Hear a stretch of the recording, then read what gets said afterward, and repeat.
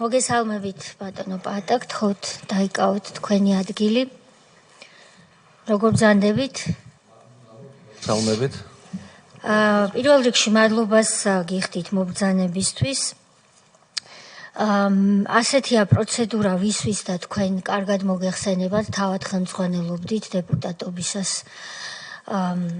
საპარლამენტო კომისიებს და ჩემი ვალია, თუმცა ჩვენი კომისია თქვენი მაშინდელი კომისიისგან იმით განსხვავდება, რომ ჩვენი კომისია საგამოძიებო კომისია, ამიტომ არ გაგიკვირდებათ და პროცედურას რომ მივყვეთ, უნდა გაგაფრთხილოთ განზრახ ჩვენების მოცემის თაობაზე, ამისათვის ჩვენის კანონმდებლობა სისხლის სამართლებრივი პასუხისმგებლობას ითვალისწინებს. ასევე მინდა გაგაფრთხილოთ იმის თაობაზე, რომ თქვენ გაქვთ უფლება თავი არიდოთ კითხვის გაცემაზე, პასუხის გაცემას, მაგრამ ესეც ითვალისწინებს პასუხისმგებლობას, ამიტომ მაინდა-მაინც ამ უფლების გამოყენებისგან არ მოგიწოდებთ ამისკენ და მოსვლას რაც შეეხება თქვენ ეს შეასრულეთ და ამისთვის კიდევ ერთხელ გიხდით დიდ მადლობას.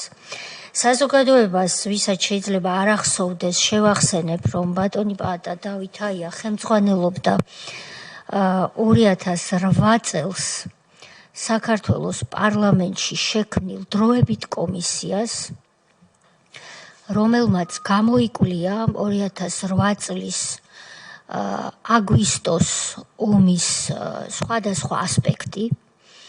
ასევე ამ კვლევის საგანი, როგორც ჩვენ ხედავთ, აქ წარმოდგენილი კომისიის მასალებიდან შეეხებოდა მეტნაკლებად, ასე ვიტყოდი, აგვისტოს ომის წინარე პერიოდსაც და თქვენ მიერ გამოკითხული იქნა არაერთი მაღალი თანამდებობის პირი. სწორედ ამიტომ საზოგადოებისთვის განმარტავ კომისიამ ვიმსჯელეთ და გადავწყვიტეთ, რომ ოკუპირებულ ტერიტორიებზე 2004-2012 წლებში შექმნილი ვითარების განხილვისას პირველი სტუმარი თქვენ ყოფილიყავით და დავიწყოთ მაშინ თქვენი მოსმენით. თუ თქვენი წინააღმდეგობა არ იქნება 10-15 წუთი გნებავთ ნაკლები, გნებავთ ოდნავ მეტი, გამოიყენეთ, რომ თავისუფალი თხრობის რეჟიმში შევახსენოთ საზოგადოებას და ჩვენც გითხრათ, როგორ შეიქმნა დროებითი კომისია, რატომ შეიქმნა დროებითი კომისია და არა დროებითი საგამოძიებო კომისია, როგორ შეჯერდა თქვენი კანდიდატურა ამ პოზიციაზე, ბევრი წლის მერე მე რომ დამისვან კითხვა, რა ნიშნით შეირჩა ვთქვათ ჩემი კანდიდატურა ამ კონკრეტული კომისიის თავმჯდომარის პოზიციაზე, მე მექნება კონკრეტული პასუხები, დარწმუნებული ვარ თქვენც გექნებათ და გთხოვთ ეს გაიხსენოთ. და სხვა ის ინფორმაცია, მათ შორის გამოწვევების შესახებ, რასაც თქვენ ალბათ წააწყდით თქვენი მუშაობის პერიოდში, თავისუფალი თხრობის რეჟიმში რომ გითხრათ, მოგვიყვეთ და შემდეგ წევრები დავსვავთ შეკითხვებს თქვენი ნებართვით. გთხოვთ. ბატონო, დიდი მადლობა. პირველ რიგში მინდა საზოგადოებრივი მაღალი ინტერესიდან გამომდინარე განმარტო ის მიზეზები, რატომაც მოვედი კომისიის ხდომაზე. იცით თქვენ რომ აგვისტოს თემის ომის თემა არის ძალიან მნიშვნელოვანი თემა სახელმწიფო ინტერესებიდან გამომდინარე. გარკვეული პოლიტიკური პარტიების მხრიდან ყოველთვის ხდება ცალკეული ინტერპრეტაციები ამ მიმართულებით, მაგრამ არის ძალიან მნიშვნელოვანი ობიექტურობის დაფიქსირება და იმ პოზიციის დაფიქსირება, თუ როგორ მიმდინარეობდა მუშაობა ამ საკითხთან დაკავშირებით. აქვე მინდა ყველას შევახსენო საზოგადოებასაც, კომისიის წევრებსაც, ქალბატონოთია თქვენ მოგეხსენებათ და ამაზე ცალკე გავამახვილებ ყურადღებას ჩემს მიერ მიწოდებულ მასალებთან დაკავშირებით, რომელიც ხააგის საერთაშორისო სისხლის სამართლის სასამართლოს პროკურატურაზე იქნა მიწოდებული. ამ ეტაპის მდგომარეობით, სამართლებრივი მდგომარეობა იცით თქვენ რომ მიმდინარეობს გამოძიება ომთან დაკავშირებით, აქედან გამომდინარე ნებისმიერი ჩემი სიტყვა, როგორც ერთ-ერთი მონაწილის იმ თვალსაზრისით, რომ მტკიცებულებების, მოგროვების და გადაცემის საერთაშორისო გამოძიებასთან დაკავშირებით არის ძალიან მნიშვნელოვანი. ყოველი ჩემი სიტყვა ექნება აწონილი, იმიტომ რომ ამ ეთერს, ამ საზოგადოებრივ ამ ჩვენების მიცემას უყურებს რუსეთის ფედერაცია, როგორც ოკუპანტი ქვეყანა, ნებისმიერი ჩემი სიტყვა გამოყენებული შეიძლება იქნას ქართული სახელმწიფოს წინააღმდეგ ჰააგის საერთაშორისო სისხლის სამართლის პროკურატურაში და აქედან გამომდინარე მხოლოდ ამ ინტერესებიდან გამომდინარე კანონის სრული დაცვით წარმოადგენენ იმ ინფორმაციას, რაც ინფორმაცია არის წარმოქმნილი. აგრეთვე მინდა შეგახსენოთ, რომ რაც შეეხება ჰააგის პროკურატურის თემას, მე ვარ ჰააგის საერთაშორისო სისხლის სამართლის პროკურატურის ასოციაციის ასოცირებული წევრი 2003 წლიდან თანამშრომლობ პროკურატურასთან, მაქვს სპეციალური დაშვება გარკვეულ საკითხებთან დაკავშირებით, რომელიც ეხება ოკუპირებულ ტერიტორიებთან შექმნილ დანაშაულს, იმიტომ რომ თავის დროზე ჩემი მოთხოვნა იყო, როგორც აფხაზეთის ავტონომიური რესპუბლიკის იუსტიციის მინისტრის, რომ დაწყებულიყო გამოძიება აფხაზეთში მომთარებულ მოვლენებზე, გახსოვთ თქვენ მაშინ ამაზე უარი იქნა თქმული, იმის გამო რომ რომის სტატუტის გავრცელება არ ხდებოდა 92-93 წლებში, ჩემი ამოცანა იყო დავემტკიცებინა, რომ ეს დროში გაბცობადი დანაშაული არის და მე ამას მოყვა 2008 წლის აგვისტოს მოვლენები და აქედან გამომდინარე ამით ხაზს უსვამ, რომ ყველა ეგს ქმედება რაც შეეხება ომის თემებს, ჯერ კიდევ გამოძიების ქვეშა. ეხლა რაც შეეხება თქვენს მიერ დასმულ კითხვას.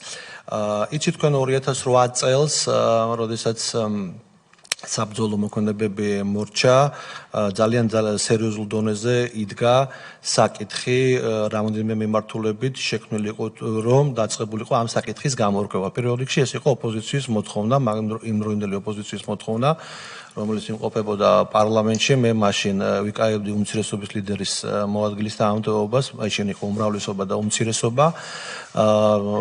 ყველა საპარლამენტის სტომაზე, ყველა უпроსორად სესიაზე, როდესაც გაიხსნა სასესიო მუშაობა და გაიხსნა სამუშაო პარლამენტთან შეუდგა მუშაობა საბრძოლო მოქმედებების შემდგომ, ოპოზიცია აყენებდა ამ საკითხს, რომ შექმნილიყო კომისია და ამის მტკიცებულება არსებობს საჯარო საუბარი არის პარლამენტის ჩანაწერები, აუდიო, ვიდეო და თვითონ ის რასაც ხომი ჩანაწერები, რომელიც იყო. მაშინდელი უმრავლესობის ხაზი მინდა გაუსვა, რომ უმცირესობის პოზიცია მდგომარეობდა საგამოძიებლო კომისიის შექმნასთან დაკავშირებით, ამაზე ღიად ხდებოდა განცხადებები, მაგრამ როდესაც საუბარი იყო უმრავლესობის პოზიციას და უმცირესობის პოზიციის დროს მოხდა შეჯერება იმასთან დაკავშირებით, რომ შექმნილიყო საპარლამენტო კომისია, იმიტომ რომ იცით თქვენ, რომ საგამოძიებლო კომისიის მიცემას ჭირდება ხმათა რაოდენობა, მაშინდელი ძალთა გადანაწილება პარლამენტში არ იძლეოდა საშუალებას უმრავლესობის კეთილინების გარეშე შემდგარიყო საგამოძიებლო კომისია, მოდი ასე ვთქვათ. აქედან გამომდინარე, უმცირესობასთან და უმრავლესობის შეჯერებულ მომენტებში მოხდა დროებითი საპარლამენტო კომისიის შექმნა. მინდა ხაზი გაუსვა, რომ იცით თქვენ, რომ ეხლა თუ არ ვცდები იმ დროინდელი რეგლამენტითაც კი, როგორც ეხლა არის, ეხლა არ ვიცი როგორ არის, დროებითი კომისიის თავმჯდომარის ხელმძღვანელის პოზიცია უმცირესობის წარმომადგენელი უნდა ყოფილიყო. თუ არ ვცდები, ქალბატონო თეა, 9 წევრისგან შედგებოდა კომისია, 5 კანდიდატი წარმოდგენილი იყო ოპოზიციიდან, 4 უმრავლესობიდან. აქედან 9 კანდიდატიდან არც ერთს არ ქონდა და არა მარტო 9 კომისიის წევრზე, საერთოდ უმცირესობაში არავის არ ქონდა გამოცდილება საგამოძიებლო მოქმედებების წარმოების და გამოძიებასთან შეხების წერტილები გარდა ჩემისა. და აქედან გამომდინარე და ის გამოცდილება რაც ეხება გამოძიების აყვანას. მეორე საკითხი, რაც მნიშვნელოვანი იყო ამ თვალსაზრისით, ამიტომ მოხდა კანდიდატურაზე შეჯერება უმცირესობაში, მაგრამ კიდევ ერთხელ მინდა ხაზი გაუსვა, ამას ჭირდება კეთილინება, უმრავლესობის სხვანაირად არ მოხდებოდა კენჭისყრა და შეჯერება, როდესაც მოხდა შეხვედრა უმრავლესობა და უმცირესობას შორის, შეჯერებული ვარიანტი შეიქმნა დროებითი საპარლამენტო კომისიის საკითხი, ხაზი მინდა გავუსვა საპარლამენტო კომისიის და არა თქვათ დროებითი კომისიის და არა საგამოძიებლო კომისიის. ამის შემდგომ ჩვეულებრივი პროცედურებია თქვენ მოგეხსენებათ პარლამენტში როგორც ხდება, წარმოდგენილი იყო სასესიო კვირას, თქვათ უმცირესობის მხრიდან ჩემი კანდიდატურა და უმრავლესობამ უყარა კენჭი, როგორც წესი, მათ რო არ ეყარათ კენჭი, შეთანხმება არ იქნებოდა, მოდი ასე ვთქვათ და თავისუფლად შეეძლოთ კანდიდატურა ჩაეგდოთ. ამის შემდგომ, რადგანაც თქვენ ამახვილებთ თუ როგორ მიმდინარეობდა კომისიის შექმნის პროცედურა, ძალიან საინტერესო იყო ეს ყველაფერი, რა თვალსაზრისით, იმიტომ რომ საქართველოს პარლამენტარიზმის ისტორიაში არ იყო შემთხვევა, როდესაც ასეთი დონის კომისია იქმნებოდა, ეხლა იყო დროებითი კომისიები, რაზეა საუბარი, მაგრამ ასეთი დონის და რასაც ეხება საბრძოლო მოქმედებებს, იმიტომ რომ ძალიან მნიშვნელოვანი იყო აქ არეალის განსაზღვრა, აქ არ არის საუბარი მარტო საბრძოლო მოქმედებების თემაზე, აქ არის საუბარი პოლიტიკურ სეგმენტზეც. დაახლოებით თუ არ ვცდები, ეხლა ვერ ვიხსენებ, დაახლოებით 10 დღის ვადის განმავლობაში მე შევემუშავე დროებით საპარლამენტო კომისიის დებულება და რატო როგორ მოხდა ამის შემუშავება. ანალოგი იყო აყვანილი 11 სექტემბრის ამერიკის შეერთებული შტატების 11 სექტემბრის კომისიიდან. ის პრინციპები ამას უკვე ცალკე რა ქვია, მაგას ჩავიკითხავ, რომ ჩანდეს ეს ყველაფერი და მუშაობის პრინციპებზეა საუბარი რა. რატომ? უყურეთ, იმიტომ რომ ჯერ არ იყო პარლამენტის ისტორიაში, რომ საჯაროდ ხდებოდეს 2008 წლის მდგომარეობის ლაპარაკობს, საჯაროდ ხდებოდეს კომისიის ხდომის წარმოება და კითხვების დასმა არა მარტო კომისიის წევრების მხრიდან, არამედ საზოგადოების მხრიდან. რაზე ამახვილებ, ზუსტად ესეთი პრინციპით იმუშავა დროებითმა საგამოძიებლო კომისიამ, რომელიც იყო 11 სექტემბერთან დაკავშირებით. საუბარი იყო, რომ კითხვების მოწოდება ხდებოდა ონლაინ რეჟიმში, პირობითად სპეციალური მექანიზმი იყო შემუშავებული ამასთან დაკავშირებით, იმ თვალსაზრისით, რომ რაც საჯარო ხდებოდა, მეორე ის კითხვები, რაც კომისიის წევრებს ჰქონდა და ის კითხვები, რაც მოსმენით ხდება. მინდა ხაზი გაუსვა, რომ საქმის წარმოება როდესაც თქვენ ახლა საგამოძიებლო კომისია გაქვს და გესმით თუ რა უფლებამოსილების განხორციელება შეეგიძლიათ. და ჩემი მოვალეობა მდგომარეობდა, რადგანაც შეთანხმება მოხდა დროებით საპარლამენტო კომისიაზე, მნიშვნელოვანი იყო, რომ მე მომესმინა, იმიტომ რომ კიდევ ერთხელ ვლაპარაკობ, არ გაქვს უფლება საგამოძიებლო ოპერაციები ატარო და აქედან გამომდინარე ამ მოსმენიდან მიმართებაში შემდგომ შემეფასებინა და არაერთი დანაშაული აღმოაჩინე, რაც დასკვნაში აღწერილია და გადაგზავნილი იქნა საქართველოს პროკურატურაში გამოსაძიებლად. აქედან გამომდინარე ეს პრინციპი, როდესაც ამ პრინციპის შეჯერება მოხდა, მინდა გითხრათ, რომ შემდგომში ის რომ ანალოგი იყო გამოყენებული 11 სექტემბრის კომისიის ამერიკის შეერთებული შტატების ამ თვალსაზრისით ძალიან დიდი მოწოდება დაიმსახურა ამან იგივე ამერიკის კონგრესშიც, შემდგომ კომისიის დამთავრების მუშაობის შემდგომ ლაპარაკობ, როდესაც მე მივიღე მადლობა შეერთებული შტატების კონგრესიდან, დიდი ბრიტანეთიდან და რატომ დიდი ბრიტანეთის იყო ტონი ბლეერის თან დაკავშირებით გამოძიებასთან დაკავშირებით აწეხებოდა ერაყში დიდი ბრიტანეთის ჯარების მონაწილეობას კომისია, რომელთანაც გარკვეული კონსულტაციებიც კი გავიარე იმ თვალსაზრისით, თუ როგორ მუშაობდა ეს კომისია და ძალიან მნიშვნელოვანი იყო, იმიტომ რომ აქ ეხებოდა დაკითხვებს ქვეყნის პირველი პირების, იცით თქვენ, რომელიც ეს ხდებოდა საჯარო. ამის შემდგომ შემუშავებული იქნა პრინციპი იმ თვალსაზრისით, რომ ყოფილიყო დახურული შტომები, ოღონდ დახურული შტომები უნდა ყოფილიყო იმ თვალსაზრისით, როდესაც დამკითხავი ობიექტი, უბრალოდ ინფორმაციის მომწოდებელი ობიექტი გააჟღერებდა სახელმწიფო საიდუმლოების, უნდა გაეჟღერებინა სახელმწიფო საიდუმლოების აქტიდან მომენტებიდან გამომდინარე გარკვეული ინფორმაცია, მაშინ ხდომა იხურებოდა. ეს ხდომა, დახურული ხდომა, დახურული იყო საზოგადოებისათვის, მაგრამ მიმდინარეობდა ხდომის აუდიო, ვიდეო ჩაწერა და ნებისმიერ პირს მე ვარცხლებდი, რომ ხდომა დახურულია, მაგრამ მიმდინარეობს ამის ჩაწერა. ამის შემდგომ, რაც დახურული ფორმატი იყო, ამას დაედო გრიფი საიდუმლო, როგორც იყო კანონმდებლობით გათვალისწინებული. ყველა დანარჩენი რაც იყო მასალები, ჩემს მიერ შემუშავებული იყო სპეციალური სისტემა, რომელიც ითვალისწინებდა ნებისმიერი სიტყვის, რა ქვია, ჩაწერას, რომელიც თქმული იყო კომისიაზე, არა მარტო ვიდეოთი, არამედ აუდიოთი, ცალკე და აგრეთვე CD ფორმატში და შემდგომ ეს ოდესაც ყველაფერი ერთად უკვე კანონთია იყო თავმოყრილი როგორც მასალა, ოდესაც კომისიას ჰქონდა სამთვიანი ვადა, ჩვენთვის ვადა არ გაუგრძელებიათ.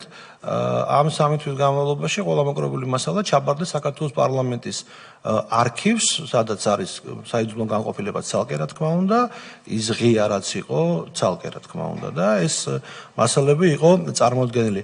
ეხლა რაც შეეხება თვითონ კომისიის, იცით რა არის მთავარი პრინციპი, კიდევ რასაც მინდა ხაზი გავუსვა, ის რომ კომისია რომელიც შედგებოდა 9 წევრისაგან, ახლა დასკვნა რომელიც კომისიამ დაწერა 9 წევრმა მოაწერა ხელი. ეს დასკვნა შეიძლება ხოლმე კონსენსუსის გზით, ეს იყო პრინციპი მუშაობის და ეს იყო მნიშვნელოვანი. სხვანაირად დასკვნა ვერ დაეწერებდა. რა თქმა უნდა, შეიძლებოდა ყოფილიყო განსხვავებული აზრი ამ მიმართულებით, თქვათ კომისიის წევრისგან, მაგრამ ყველაზე მნიშვნელოვანი არის ის, რომ მოხერხდა კონსენსუსის მიღწევა. მე ახლა ჩავიკითხავ ზუსტად იმ მომენტებს, რაც ეხება კომისიის დასახელებას და მოქმედებას რუსეთის ფედერაციის მხრიდან საქართველოს ტერიტორიული მთლიანობის ხელყოფის მიზნით განხორციელებული სამხედრო აგრესიისა და სხვა ქმედებების შემსწავლელი საქართველოს პარლამენტის დროებითი კომისიის დასკვნა. რუსეთის ფედერაციის მხრიდან საქართველოს ტერიტორიული მთლიანობის ხელყოფის მიზნით განხორციელებული სამხედრო აგრესიისა და სხვა ქმედების შემსწავლელი საქართველოს პარლამენტის დროებითი კომისია 2009 წელს შეიქმნა 2009 წელი არის საუბარია დასკვნაზე მითითებოთა დასკვნა დაიწერა. კომისიამ შეისწავლა საქართველოს რუსეთის ფედერაციის მხრიდან განხორციელებული აგრესიის შედეგად 2008 წლის აგვისტომდე და აგვისტოში რუსული სამხედრო ინტერვენციის პერიოდში განვითარებული მოვლენები. ფაქტების დასადგენად ინფორმაციის მისაღებად კომისიამ ჩაატარა მოსმენები, დიდი საჯარო ინტერესიდან გამომდინარე მოსმენები იყო ღია. კომისიის სტომები პირდაპირ ეთერში გადაიცემოდა, სახელმწიფო საიდუმლოების დაცვის ინტერესებიდან გამომდინარე სტომის ნაწილი დახურულ რეჟიმში ჩატარდა. კომისიის შეკითხვები 22-მა მაღალმა სამოქალაქო და სამხედრო თანამდებობის პირმა უპასუხა და გამოთქვა მზადყოფნა საქართველოს მაშინელმაც პრეზიდენტოს კომისიაზე მოსასვლელად.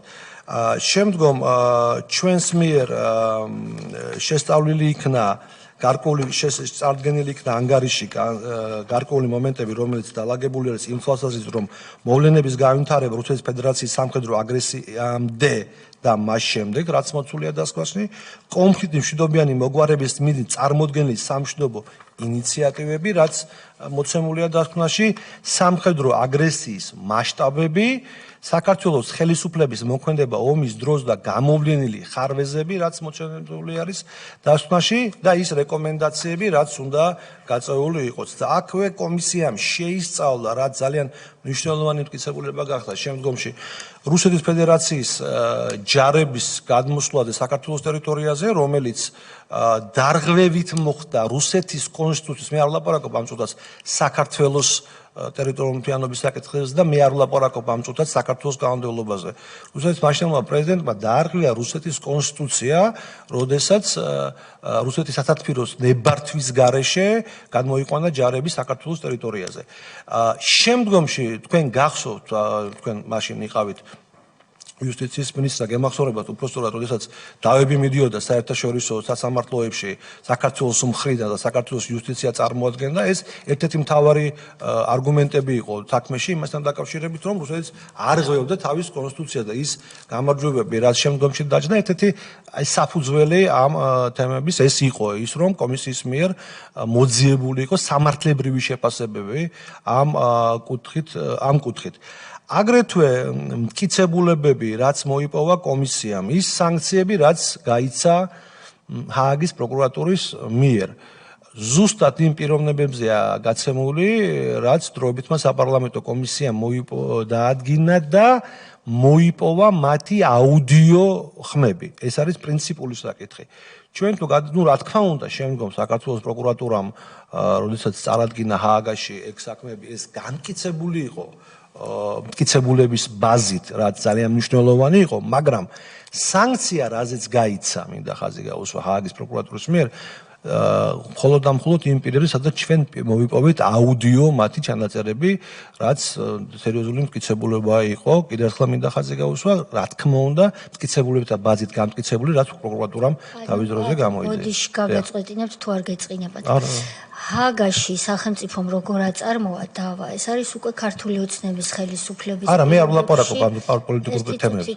წუთით ქართული ოცნება როცა მოვიდა პოლიტიკა თქვენს დეპუტატი რო იყავით პოლიტიკაში იყავით პოლიტიკა ეს ყველაფერი ჰაგაში სახელმწიფომ როცა აწარმოა სისხლის სამართლის საქმე და დავები აწარმოა სტრასბურგში რუსეთის წინააღმდეგ ეს იყო 2012 წლის 1 ოქტომბრის მერე და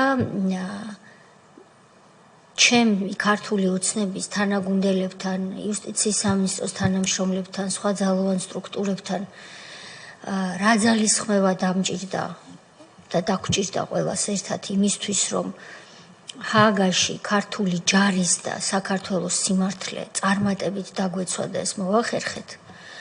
რა ძალისხმევად დაგვიჯდა უკვე 2012 წლის 1 ოქტომბრის მერე, რომ მტკიცებულებები შეგვეგროვებინა და სტრასბურგში რუსეთი, რომელიც დაგვცინოდა, მისთვის დავა მოგვეგო საბოლოოდ.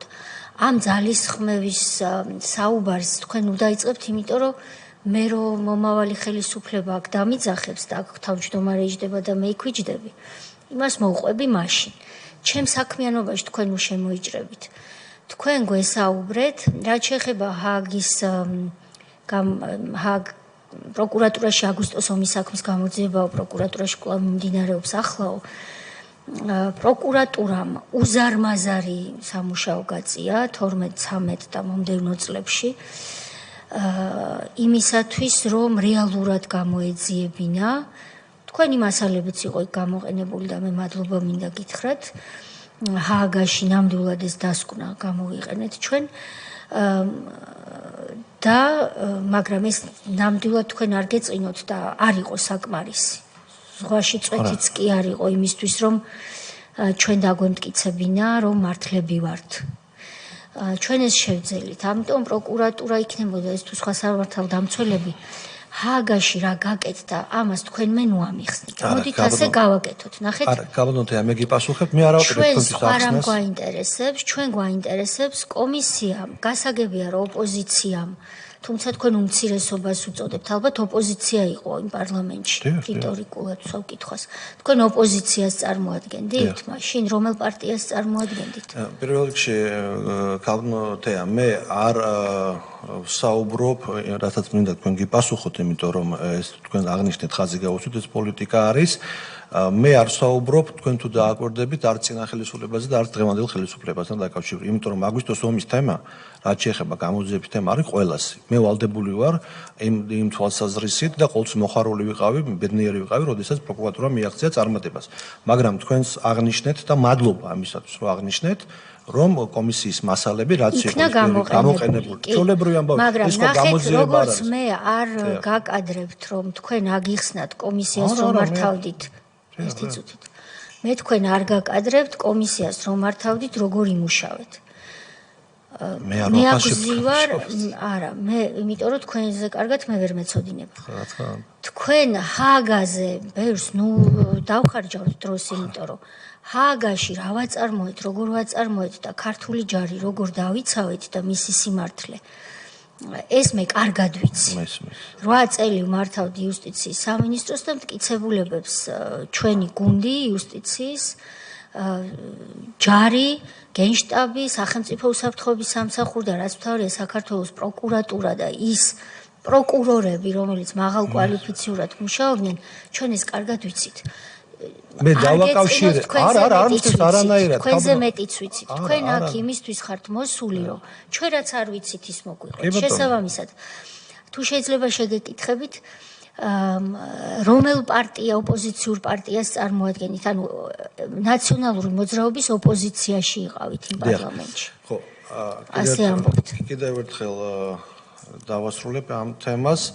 თქვენ თავისუფალი რეჟიმი რო ახსენეთ, იმიტომ მივაბი ეს საკითხები ჩვეულებრივი თემა, იმიტომ რომ გაგზავნებთ კიდევ 5 წუთი აიღეთ და მე დავსვათ კითხვები. არა, არანაირად.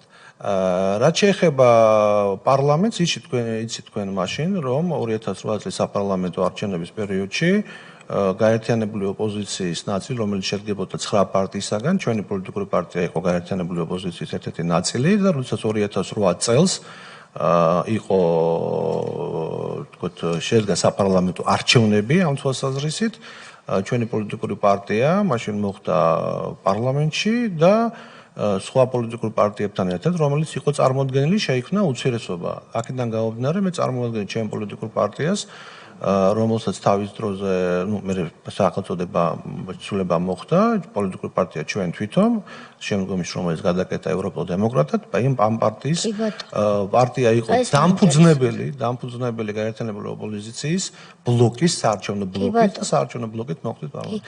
მე კი ვიცი, მაგრამ ჩვენ საზოგადოების საუბრობთ და ხანდახან გულისკიულსაც გაგიზიარებთ, რომ ახალგაზრდა თაობამ არც შეიძლება არც იცის, რომ თქვენ დეპუტატი ბრძანდებოდით, რომ ასეთ მნიშვნელოვან კომისიას ხელმძღვანელობდით. ამიტომ რაღაცების გამეორება გჭირდება. თუმცა წევრი დიმიტრი ლორთქიფანიძე, მე როგორც მახსოვს, იყო კომისიის წევრი, მაგრამ არ იყო თქვენს, იყო ამ ერთიან ოპოზიციაში.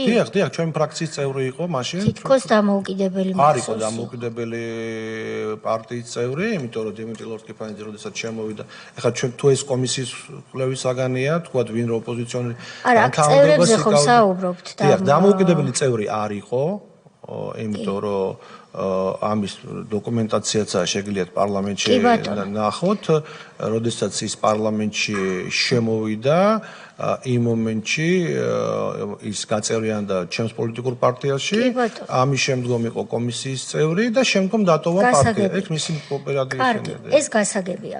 თქვენი ნებართვით სანამ წევრები დასვამენ კითხვას, ორი შეკითხვა მაქვს დასკვნასთან დაკავშირებით, თუმცა დავიტოვებ უფლებას, რომ მე თუ ბოლოს კიდევ გამიჩნდა კითხვა გკითხოთ. ეს დასკვნა არის ასე ვიტყვი, გარკვეულწილად მას აქვს ისტორიული ნაწილიც. დიახ. არაერთი ისტორიული ფაქტი, ისტორიული იმ გაგებით არ ხმარობ ამ სიტყვას, რომ რაღაცა მასშტაბურად ისტორიული მოვლენები ასახული, ზოგიერთი არის, მაგრამ ისტორიულად მნიშვნელოვანი ქრონოლოგია გაქვთ დასკვნის დასაწყისში და ერთ-ერთი მნიშვნელოვანი, რაც ჩემთვის იყო და ყველაზე დიდი ინტერესით სხვებთან ერთად გავეცანი, არის სამშვიდობო ინიციატივების თავი. თქვენ აქ ამბობთ, რომ სხვადასხვა 90-იან წლებში თქვენ გაქვთ ალბათ ხომ დასკვნის ასი თუნებავთ მოგაწვით.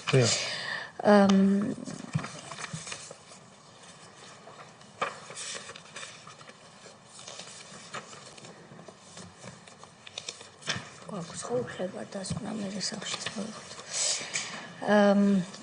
სამშვიდობო ინიციატივები გვერდი მე-12 რომ გაგიადვილოთ. შემდეგ გადახაზულია მე-13 აწერია, შეიძლება მე-13 გვერდიც იყოს. სამშვიდობო ინიციატივები. ნახეთ, აქ დაწყებულია ის ბოდენის დოკუმენტიდან, რომელიც ჩემი თაობის ადამიანებს კარგად ახსოვს და მით უმეტეს ვინც ამ თემაზე კონფლიქტებზე მუშაობდა, ყველამ კარგად იცის რას ეხებოდა. არის შემდეგ მოთხრობილი 2005 წლის სამშვიდობო შეთანხმების პროექტი. არის 2006 წელი აღწერილი საკმაოდ მოკლედ, 2007 წელია და 2008 წლის ინიციატივები. ვერც ამ თავში სამშვიდობო ინიციატივების შესახებ და ვერც გამოკითხული პირების სიაში მე ვერ ვნახე მაგალითისთვის ის სამშვიდობო ხალხთა შორის ურთიერთობების თემები, რაც თავისებური სამშვიდობო ინიციატივაა, როგორიც იყო მაგალითად 2005-2006 წლებში ორმხრივად გადადგმული ნაბიჯები, ვთქვათ, აფხაზებსა და ქართველებს შორის. ვერ ვნახე ასევე რა შეფასება რა ნაბიჯებზე გულისხმობთ, ხო? სამშვიდობო მაგალითად მცდელობები თუ გნებავთ წარუმატებელი ან ძალიან მცირედი წარმატების მქონე. გამოკითხულ პირებს შორის არ იყო და შეიძლება ეს გრიფით არის და მაშინ მიგვანიშნეთ და გავჩუმდებით. ვერ ვნახე მაგალითად ნაციონალური მოძრაობა როცა მოვიდა ვარდების რევოლუციის შემდეგ კონფლიქტების მოგვარების თემაზე აქტიურად მუშაობდა მაშინდელი სახელმწიფო მინისტრი გიორგი ხაინდრავა. მისი მოადგილე იყო ბატონი გიორგი ვოლსკი. ასევე აფხაზეთის ავტონომიური რესპუბლიკის დევნილობაში რესპუბლიკის მთავრობის ხელმძღვანელი იყო ირაკლი ალასანია. კიდევ იყო შეიძლება რამდენიმე პირი, რომელიც ახლა არ მახსენდება, მაგრამ ეს სამი გვარი დასახელი განსაკუთრებით იყო გამოკვეთილი, როგორც თითქოს ის ფრთა, რომელიც არ კარგავდა იმედს, რომ იარაღის გარეშე შესაძლებელია ბევრი რამის გაკეთება. გამოკითხეთ თუ არა ეს პირები, რა შეფასება მიეცით მაგალითად ისეთ ბრჭყალებში ვიტყვი, ბრჭყალებში პროექტს, როგორიც იყო ერგნეთის ბაზრობა, ეს ბრჭყალებში პროექტს რატომ ამბობ ისთვის და თქვენ ახსნა არ დაგჭირდებათ. მთელი თავისი ავკარგით, რა შეფასება მიეცით, შამბა რომ იყო თბილისში ჩამოსული, რისთვის იყო ჩამოსული, ამით თუ დაინტერესდით, მე შეიძლება გამომრჩა. თუ გამომრჩა, ბოდიშს აქვე მოვიხდი, თუ არა და რატომ არ იყვნენ ეს პირები გამოკითხულები და ასეთ ინიციატივებს, როდესაც მინისტრი ხაინდრავა. ეს მინისტრი ხაინდრავა მინისტრად ოცნებას არ დაუნიშნავს, ის დანიშნა ვარდების რევოლუციის შემდეგ მოსულმა ხელისუფლებამ და ალბათ იმედიც დაამყარა იმაზე, რომ ეს კაცი შეძლებდა პოზიციების დაახლოებას. ეს იყო მინისტრი, რომელიც ჩავიდა სოხუმში. სწორად მახსოვს მე მგონი. ეს ყველაფერი ასახული აქ არ არის. ამაზე ორი სავარაუდო პასუხია. ან ეს არ იყო იმ მანდატში, რომელიც თქვენ პარლამენტმა მოგცათ, ან კომისიის მუშაობისას წევრებს ყველას თავისი პოზიცია აქვს, რამდენი წევრიც არის იმდენი და ორჯერ მეტი პოზიცია ახანდახან და თქვენ იმშელეთ და ჩამოყალიბდით, რომ ამ იმართულებაზე კვლევა არ იყო აუცილებელი. ეს პირველი კითხვა ბოდიში მაპატიეთ, ცოტა გძლა დავხსენი, რომ კარგად ავხსნა, რას გულისხმობ. მივხვდი. და მეორე, დასკვნაში რატომ არ არის ნაკვლევი და თუ არის მიმითითეთ სად და იმუშავეთ თუ არა ამ თემაზე აგვისტოს ომის რომელიც სულ რამდენიმე დღეს გაგრძელდა ხომ წინა დღეებში მიმდინარეობისას იყო თუ არა ოკუპირებულ ტერიტორიებზე განსაკუთრებით ცხინვალის რეგიონში მოსახლეობა დაუცველი შეისწავლეთ თუ არა ეს საკითხი და თუ შეისწავლეთ რა დაადგინეთ და თუ არ შეისწავლეთ იქნებოდა ამისი ლეგიტიმური მიზეზი რატომ არ გაიხედეთ იქითკენ შეიძლება საერთოდ არ იყო ეს თქვენი კვლევის საგანი როგორც ჩვენი კომისია ვერ გაიხედავს იმის იქით ვიდრე აქვს მას თავისი მანდატი ესე იგი სამშვიდობო ინიციატივებში რატომ არის და თუ არის გამოტოვებული კონკრეტული ეს ნაბიჯები და ეს პირები რატომ არ გამოიკითხენ და მოსახლეობა იყო თუ არა დაუცველი ეს იკვლიეთ თუ არა მეტი კითხვა მე არ აქვს მადლობა პირველ კითხვასთან დაკავშირებით ფაქტურად უპასუხეთ ჩემს მაგივრად მოდი ასე ვთქვათ და გეტყვით რატომ 2008 წლის აგვისტოს ომამდე და აგვისტოში რუსული სამხედრო ინტერვენციის პერიოდი განვითარებული მოვლენები ეს იყო კვლევის საგანი რაც შეეხება სამშვიდობო ინიციატივებს რაც წერია შიგნით ეს იყო კომისიის მიერ სპეციალურად მოკვლეული იმ თვალსაზრისით ეხლა თქვენ ხო ხვდებით სამშვიდობო ინიციატივები რამხელა ფართო ცნებაა ხო დაწყებული სახალხო დიპლომატიიდან დამთავრებული სამთავრობო ქმედებებიდან გამომდინარე ეხლა მაგალითად თქვენ ახსენეთ რომ თქვათ ბატონი ხაინდრავა ან თქვათ ბატონი ირაკლი ალასანია ჩასულები იყვნენ აფხაზეთში ხო მინდა ყველა შევახსენო რომ 2000 წელს ნუ ეხლა ჩვენ თუ აფხაზეთის თემას ვეხებით მე ვიყავი მომლაპარაკებელი პირი წარმოვადგენდი საქართველოს მეცნიერებათა აკადემიას სადაც პირველად გაიმართა გაეროს ეგიდით ბოდენის ეგიდით აფხაზეთის სტატუსის განხილვა ხო ხტებით? და სადაც ჩემს მიერ თქვა იყო წარმოდგენილი საქართველოს პოზიცია. ისე თქვენ როგორც მეცნიერი თუ ერთ ხაზი მინდა გავუს მე მაშინ ვიყავი სტატუსი რა ეხლა ვერ აგიხსნით ყველაფერს მაშინ მე ვიყავი მთავარ აფხაზეთის ავტონომიური რესპუბლიკის უმაღლესი საბჭოს მრჩეველი შედგა სპეციალური დელეგაცია რომელსაც ხელმძღვანელობდა დიტერ ბოდენი და ალვარო ხილრობლესი მაშინდელი ევროკომისიის ადამიანური დაცვის კომისარი 3 ადამიანი იყო წარმოდგენილი საქართველოს უბრალოდ 4 ადამიანი იყო წარმოდგენილი საქართველოს მხრიდან ეს იყო ბატონი მალხას კაკაბაძე თავის დროს მინისტრი იყო ეხლა პირობითად ვლაპარაკობ კი მაგრამ როდესაც არის კონფლიქტების რეგულირებისთვის დანიშნული მინისტრი. გამოდიეთ, თქვენ ხო გინდათ რომ გიპასუხოთ? რატომ არ გამოგიტყვი? კი, ეხლა მივდივარ ხო მე თქვენ ხო გინდათ გიპასუხოთ და მე მომყავს ეხლა ნაწილი мотиваციის რა თუ რომ მივიდე ბილმანდე ხო?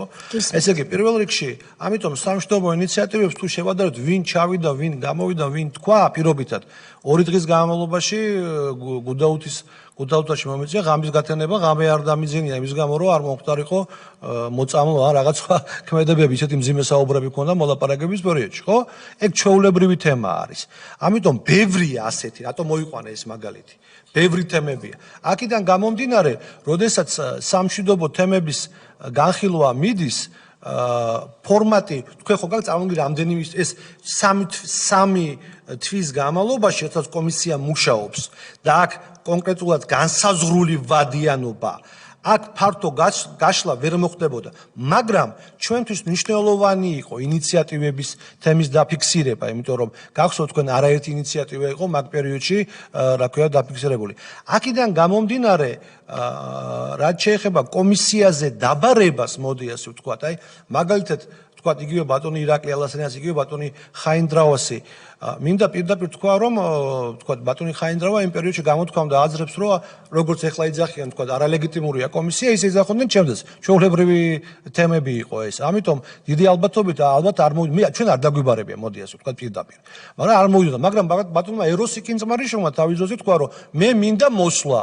და რა ქვია მაგას მე ჩემი ინიციატივა იყო რომ ის მოსული იყოს თომაზე ხო ხტებით მე პირადად დაუკავშირდი ამიტომ ეს პროცესი არის მთელი ამ ქმედებების ამ პროცესიდან გამომდინარე შეზღუდულ პუნქტებში რაც იყო რაც შეეხება თქვენს მეორე შეკითხვას რაც უსაფრთხოების თემებთან დაკავშირებით არის მოდით ასე პირდაპირ გეტყვით დასკვნაში პირდაპირ გაწერილი არის იგივე სამოქალაქო თავდაცვის მიმართულებით ხარვეზები რაც იყო სამოქალაქო მოქალაქეების ურთიერთობებზე ლაპარაკი და ეს იყო ერთ-ერთი რეკომენდაცია ჩადებული. ეხლა მე რატო ვლაპარაკობ ამას?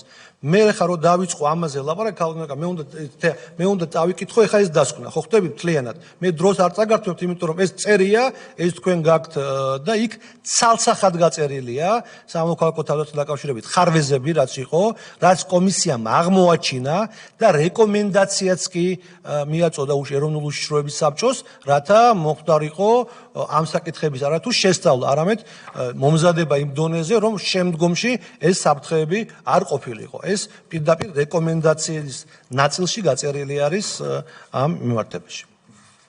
კარგი, დიდი მადლობა. წევრებს ვთხოვ, ბატონო ილია შეკითხვებს, შემდეგ ვისურს კითხვის დასმა ბატონი სოზარი. მოგესალმებით ბატონ ბატა, გამარჯობა. მე რამდენიმე კითხვა მაქვს. თქვენ აღნიშნეთ, რომ ეს კომისია შეიქმნა და მისი დებულება შექმნით ამერიკაში არსებული კომისიის. არა, კომისია დებულება შეიქმნა როგორც არის დროებით საპარლამენტო კომისიას აქ რეგლამენტითაა გაწერილი, მაგრამ პრინციპი მუშაობის დავაზუსტებ, პრინციპი მუშაობის, იმიტომ რომ არ ყოფილა ეს საჯარო მუშაობა, გამოყენებული იყო ანალოგი. ხო. იმ პერიოდში არავის არ დაურქმევია, რომ ეს პრინციპი რუსული კანონიდან გამომდინარე ან რუსული. არა, იმ პერიოდში deep state-იც არ იყო და აიღა ვერ დამაბრალებდნენ და შეიძლება კი იყო, მაგრამ ხას არ უსვავდნენ ამას ალბათ. და ასევე ამ კომისიის მუშაობის დროს ბევრ თემას შეეხეთ თქვენ და ძალიან ბევრი კონსულტაციები იყო სხვადასხვა საელჩოების წარმომადგენლების. ესტრებოდნენ. მე მინდა პირდაპირ რომელი საელჩოების წარმომადგენლები ესტრებოდნენ და იყო თუ არა მათი ეს რეკომენდაციები ამ კომისიის მუშაობის პროცესში გათვალისწინებული და რა მხრივ? არა, მოდი ასე გავმარტო, მესმის სწორად დასმული შეკითხვაა თქვენი მხრიდან. საელჩოები კომისიის ხდომას არ ესტრებოდნენ, იმიტომ რომ იყო საჯარო, მოდი ასე ვთქვათ, ხო?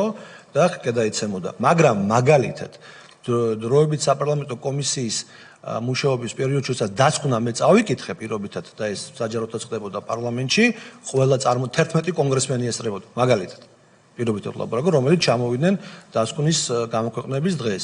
ამიტომ საელჩოების ჩარევა, მოდი ასე თუ ამ კუთხით არის, თუ სწორად გებულობ თქვენი. ხო, მათ ჰქონდათ რეკომენდაციები, არა მარტო კომისიის ალბათ. ხო, არა სამშვიდობო მისიების ხარესაც, რომ სამშვიდობო მისიებზე რა თქმა უნდა ექნებოდა ეს უკვე ხელისუფლების ხარეს, ვინც ხელისუფალი იყო იმ მომენტში მათ, მაგრამ ჩემთან მიმართებაში, მოდი ასე ვთქვათ, არანაირი ჩარევა არ ხორციელდებოდა, აი პირობითად ხო ხვდებით ეს არც კონსულტაციები არ ჰქონდათ. არა, არანაირი კონსულტაციები არ იყო, გარდა რაც გითხარით იმისა, რომ კომისიის ანალოგის შექმნაზე როდესაც მუშაობდი, სანამ აი ეს ერთიკვირიანი ვადა რატო ვახსენე, რომ დებულების პრინციპის მუშაობა, ანალოგის გამოყენება, ნუ ხო თქვენ 11 სექტორის ანალოგი არ იყო, მაგრამ პრინციპი მუშაობის იყო ეს გამოყენება.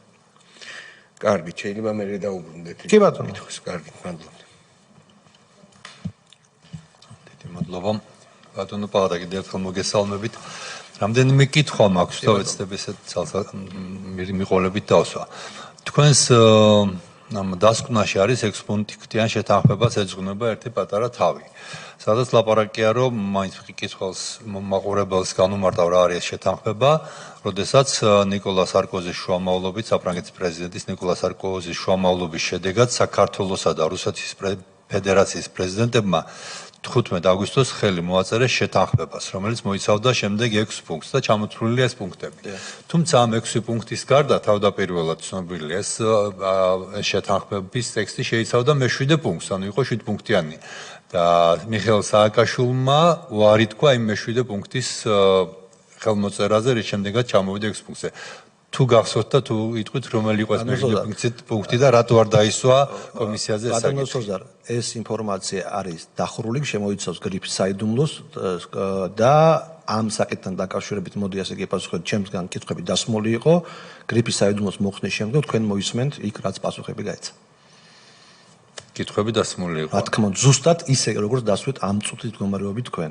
ამ პუნქტებთან დაკავშირებით. კი ბატონო.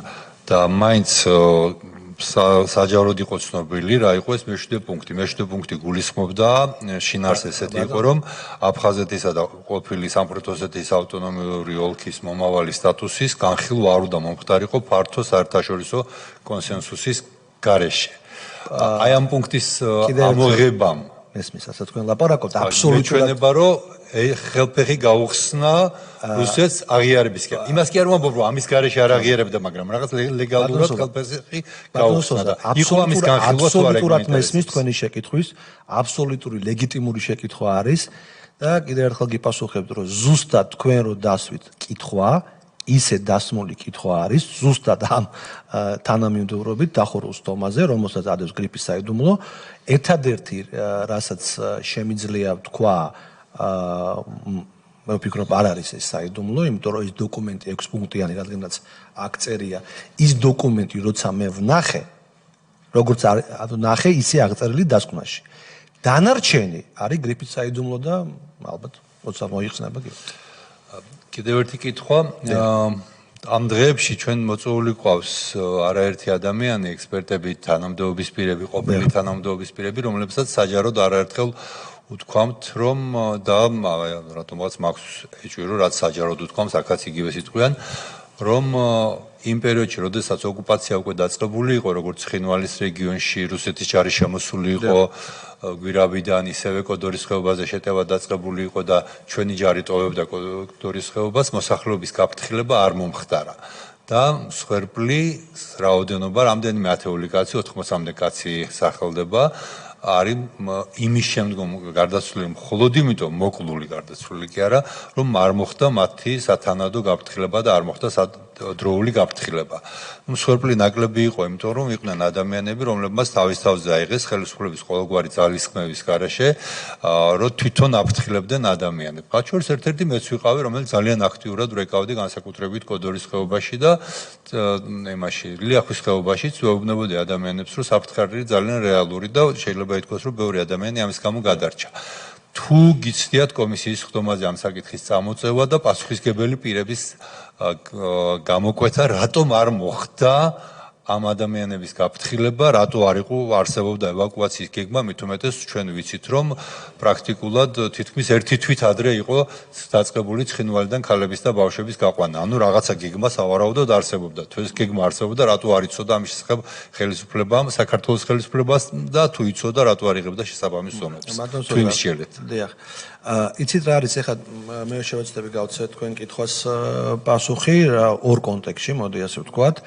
პირველი რაც შეეხება კოდორის ხეობას, როგორც თქვენთვის არის ახლო ეს ხეობა, კოდორის ხეობა არის გულრიფშის რაიონის ნაწილი და მე გულრიფშის რაიონის მაცხოვრებელი ვარ და აქედან გამომდინარე ჩვენთვის იყო ეს ძალიან პრინციპული საკითხი კოდორის ხეობა და თქვენ თუ გაიხსენებთ კომისიის მუშაობის პერიოდში, ეხლა ისევ დეტალებში გადავდივარ, იმიტომაც თქვენი დროიდან გამომდინარე, არაერთი თანამდებობა, მოდი ასე ვიტყვი, რომ არ მოხდეს აღრევა, იმიტომ რომ იქ რაღაც ნაწილში გრიფის საიდუმლოა, რაღაც ნაწილში არ არის და ეხლა მე არ მახსოვს ეს ნაწილები, მაგრამ შემიძლია ვთქვა ერთი რაღაცა, რომ ყველას უსვამდი კითხვას, როგორ მოხდა კოდორის ხეობიდან გამოყვანა, ეს იყო პრინციპული საკითხი ჩემთვის, ვინ გასცა ეს ბრძანება. დასკვნაში ასახული არის თუ ვინ გასცა ეს ბრძანება, გასცა მაშინდელმაშინდან გასაქმეთა მინისტრმა ბატონმა ვანო მერაბიშვილმა, რაც პირდაპირ წერია დასკვნაში და მოტივირებული ის იყო რაღაც ალყის თემიდან გამომდინარე, რომ კოდორის ხეობაში ალყაში მოქცეული იყო ზუგდიდიდან, რადგანაც ზუგდიდიდან შემოსვლა მოხდა რუსული ჯარების, იქიდან მოხდებოდა ასვლა. ეს არის ჩვენებებში მის მიერ მიცემული ვიდეო ჩვენებებში თქვენ შეგიძლიათ ეს ნახოთ. ეხლა საჯარო იყო ეს და იმიტომ რომ მაშინ ჩემთვის კიდევ ერთხელ მინდა ხაზი გავუსვა, პრინციპული იყო ცოდნა ვინ გასცა ეს ბრძანება, მაგდათ 4 მინისტრმა ვერ გასცა ამას პასუხი და ბატონმა მერაბიშვილმა გასცა პასუხი, მოდი ასე ვთქვათ. ხოლო რაც შეეხება აი იმ გაფრთხილების თემებს ბატონ სოზარ, ეს რეკომენდაციებში ჩაიწერა, რომ ესეთ რაღაცები აღარ იყო, მოდი ასე ვთქვათ, სამოქალაქო თავდაცვაზეა ლაპარაკი, მაგალითად მთელი თავი მიუძღვენით ამ თემებს რა და ეს მოიცავდა ყველა მიმართულებით. აქ არა მარტო კოდორის ხეობაზე ლაპარაკი, აქ ლაპარაკი არის მთლიან მასშტაბზე, ხო ხვდებით? საქართველოს მასშტაბზე. დიდი მადლობა. აი მინდოდა გამეგო, იმიტომ რომ ზუსტად ეს ინფორმაცია არის, რომ მოსახლეობა არ იყო გაფრთხილებული, აბსოლუტურად შეგნებულად არ იყო გაფრთხილებული და ამას მოხდა მსხვერპლი. კიდევ ერთი რაღაცნაირად ამის გაგრძელება არის, მაგრამ ეხლა კარგად გვახსოვს მაშინ რაც ხდებოდა ტელევიზიებში, პრაქტიკულად მიდიოდა პირდაპირ ეთერში გადაცემა, რა წარმატებებს აღწევს ქართული ჯარი, დავიბრუნოთ ეს სოფელი, ის სოფელი, ეს დასახლებული პუნქტი, ის სიმაღლე ავიღეთ. მოსახლეობას რაღაცნაირად იმედიანად იყო რა, ეხლა მაშინ ასეთი ინფორმაცია ყველას არ ქონდა მობილური ტელეფონი, ეხლა მეტი ეს ეს კავშირები მაშინ ესე არ იყო, თანაც ჩახშობა მიდიოდა სერიოზულად ამ კავშირების და მოსახლეობა იყო მშვიდად, როცა ამ ტელევიზორებს უყურებდნენ. ეგ ერთი პრობლემა, რამაც ასევე გამოიწვია მოსახლეობის ბაში მსხვერპლი.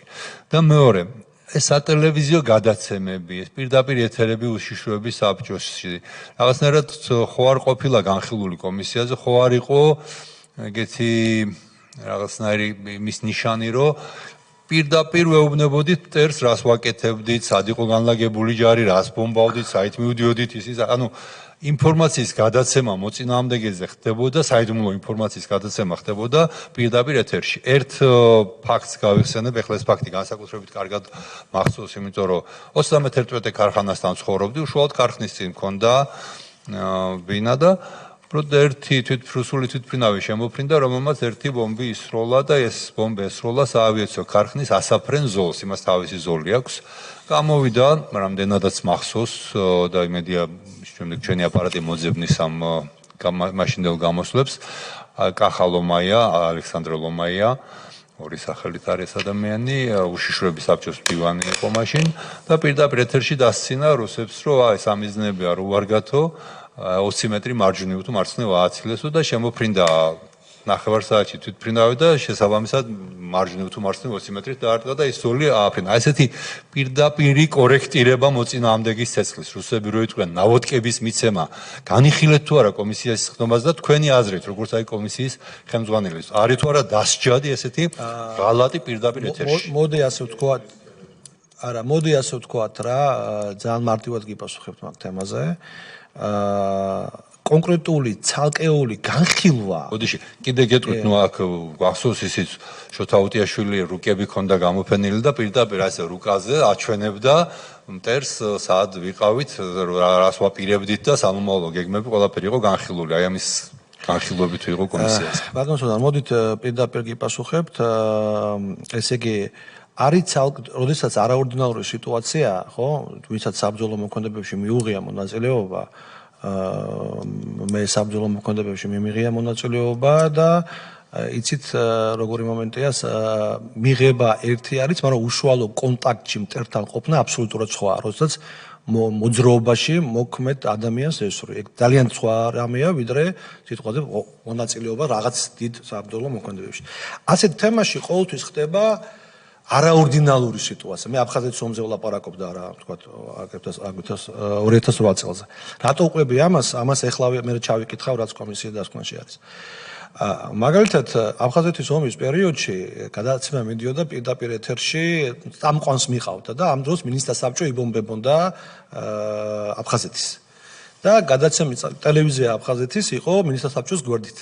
და წამყვანმა პირდაპირ ეთერში თქვა, რომ ჭურვი დაბომბვა დაიწყო არც და 200 მეტრით. პირობითად ლაპარაკობ. ჩვენ იქ ვიდექეთ.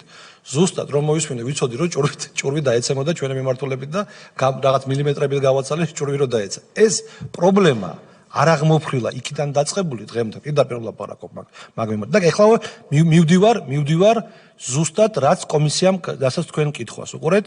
აღსანიშნავია, რომ ქვეყანაში არსებობს ნორმატიული აქტი. მე მაგ პერიოდში წერია და ამიტომ საქართველოს მთავრობის დადგენილება საგანგებო მდგომარეობის დროს სპეციალური სამთავრობო კომისიის შექმნის შესახებ, რომელიც განსაზღვრავს საომარ და საგანგებო სიტუაციებში მთავრობის წევრთა ფუნქციებს და მოქმედებებს. ხა ცალკეული შემთხვევები ხო არა მთლიანად მოიცავს ხო ამას მოქმედებებს.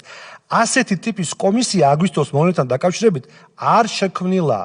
მიხვდით? რამაც გამოიწვია მთავრობის წევრთა არაკოორდინირებული მოქმედება, რაც პირდაპირ წერია კომისიის დასკვნაში. ესე იგი, დადგენილება იყო, მაგრამ დადგენილებით უნდა შექმნილიყო კომისია, ომამდე ვლაპარაკობ მე ამ წუთას. შექმნილი იყო კომისია, რომელიც ამას დაარეგულირდა კონკრეტულად აი ამ საკითხებს, რაც თქვენ წამოჭერით. მიხვდით?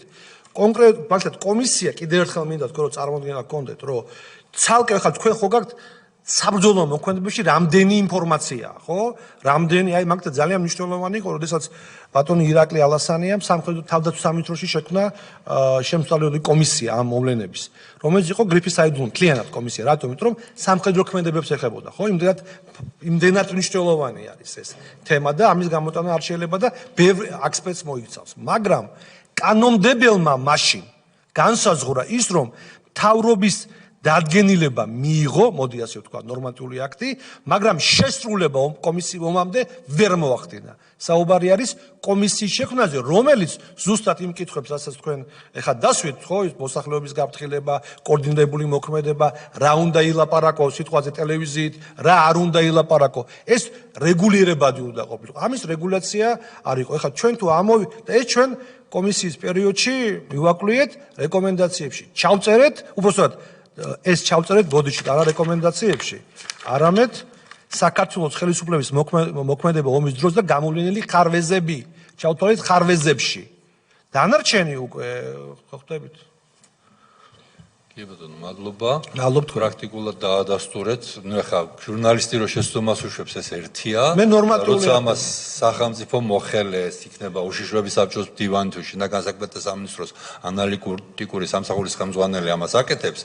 ამას თუ მოადგილე, რაც ამას არ ვიცი, შეიძლება ღალატი ქვიან რაიმე, მაგრამ დანაშაულის ნიშნებს ნამდვილად შეიცავს. ეს დადასტურებულია 2008 წლის 16 დეკემბრის დასკვნის გამოცხადების შემდეგ. ბოლო კითხვა მექნებოდა თქვენი დასკვნის ქვეყნების შემდეგ პირველი დასკვნის დაწერის დროს აერეოდა თუ არა თქვა მაშინდელი პრეზიდენტი აღმასრულებელი ხელისუფლება ან დასკვნის გამოქვეყნების შემდეგ უკმაყოფილება ხო არ ყოფილა ძალიან დიდი მადლობა ამ შეკითხვისათვის, იმიტომ რომ ძალიან ხშირად დაწყებული დამლაგებლიდან დამთავრებული, რა ვიცი, ჟურნალისტით, პოლიტიკოსით ყველა კითხულობს ამ თემას. სრული სერიოზულობით ვაცხადებ, აი ღმერთის წინაშე ვაცხადებ.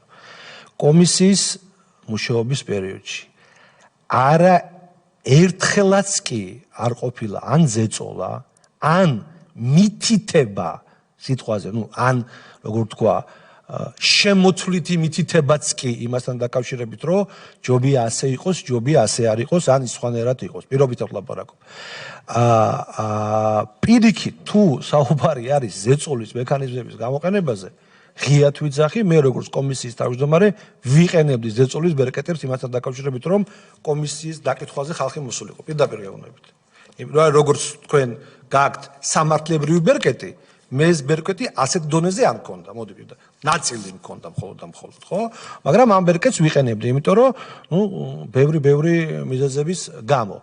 მაგრამ ცალსახადო ადასტურებ, რომ არც ერთი თანამდებობის პირის მხრიდან ეს არ ყოფილა.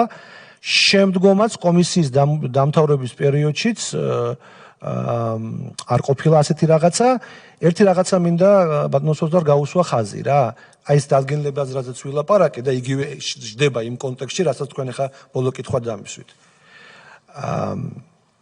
ამ დასკვნას მარტო პატადავითაემ არ მოაწერა ხელი. ამ დასკვნას მოაწერა ხელი 9 წელმა და აქედან 5 წარმოადგენდა ნაციონალური მოძრაობის პარტიას. მაშინდელ უმრავლესობას. ამიტომ ეს არ არის მხოლოდ და მხოლოდ ეს კიდევ ერთხელ მინდა ხაზი გავუსვა, კომისია ღებულობდა კონსენსუსის გზით გადაწყვეტილებას და მათ ეს ხარვეზები, რასაც ქვია, აღიარებს და ამიტომ ზეწოლის განხორციელება სიტყვაზე ძალიან გაუჭირდებოდა პირდაპირ ლაპარაკ.